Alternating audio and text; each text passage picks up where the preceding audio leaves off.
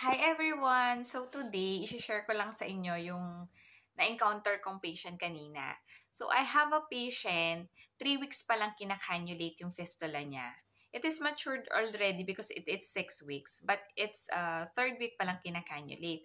So I received the patient with hematoma. So bakit nga pa nagkakaroon ng hematoma ang ating fistula?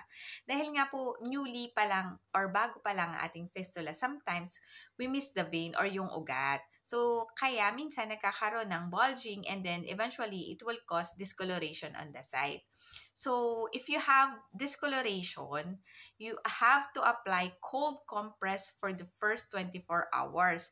10 to 15 minutes every 2 to 3 hours. So, para po nilalagay natin ng cold compress para po mawala po ang pain at ang swelling. And then, after 24 hours, iwala na po siyang pain or swelling. Dapat naman po natin lagyan ng warm compress para po mag-widen the vessel to promote blood circulation. So, ayun po, we hope na lumaki pa po ang inyong fistula, ang inyong ugat sa inyong fistula para po hindi niyo na po maranasan na magkaroon ng discoloration or any pain or missed cannulation. So, yun lamang po. See you around po. Bye-bye. Work muna.